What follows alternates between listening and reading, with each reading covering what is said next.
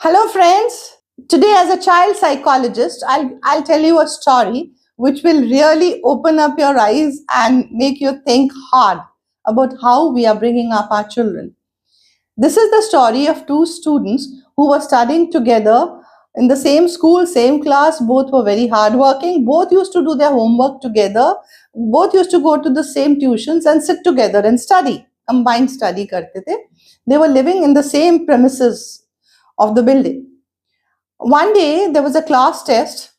They were unprepared for the test, and both did not perform very well. Now the teacher was had more expectations from them. She was very angry. She scolded both of them, and she said that you boys are not going to go anywhere in your life. Such a small test and you've not done well. The teacher was very angry, and she went out her feelings on them, and she spoke very harshly to them and told them that they would not do very well in their life because, according to her, they had not given their test very well. Now this she spoke in front of the whole class. They were 11th standard students.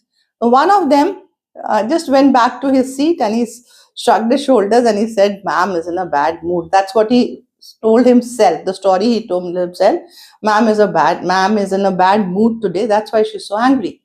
And he sat down and he promised himself that he'd work harder and he'd better in the next test. The other boy, he felt very humiliated. In front of the whole class, he had been abused and he had very high expectations of himself. And he wanted, just to show off that he was very good. And he felt that he had been abused and it was a big shame for him. So he went back home, he dumped his books, and he told his parents he's not going to school anymore. And if they forced him, he would, do something drastic. But what I want to tell you is, it was the same school, the same teacher, the same amount of dose of scolding she gave to two students who had both not done very well in their exam. One of them survived it, coped up, said, "Fine, it's okay, I'll do better." The other one gave up and he said, "I'm not going to school." So, what is the difference? The difference is in the EQ levels, the emotional quotient, the developing, the coping abilities, the resilience. This difference is there in both those children. The first one who said, "It's fine, I'll try better," and maybe my teacher was in a bad mood.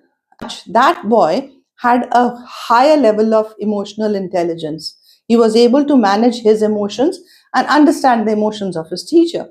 But the other one who just gave up and said, "I'm not going back," had a lower level of emotional intelligence and he was not able to face his class again and he gave up going to that school. He said, "I'm not going." So the need of the hour today is not to get good marks and good grades and force your children to study to get into good colleges. Of course, we do that, we must do that. But more than that, the need is to develop a higher EQ with them, a higher emotional intelligence, so that they are able to communicate well, they understand their feelings, understand the feelings of others, and understand the feelings of others or the emotions of others, and not get overwhelmed by the anger or the frustration of the outer world on them. They should be able to cope adaptively with situations. Higher EQ they should be having. So this is what I teach students and in class as a child and adolescent psychologist. This is what I teach in schools and colleges. So stay tuned for more such videos on how to have a higher EQ level or other such related things on my page, Parivartan. And please share the video and post your queries there. I'm Dr. Sona, a neuropsychologist, and I speak on mental health awareness, EQ, resilience, coping abilities, stress management in children, parents, teachers, and